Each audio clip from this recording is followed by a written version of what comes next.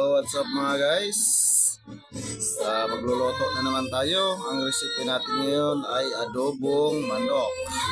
Kasi puro na lang tayo sardinas mga guys. Kaya magmanok naman tayo ngayon mga guys. Kaya what's up? Panoorin nyo mga guys.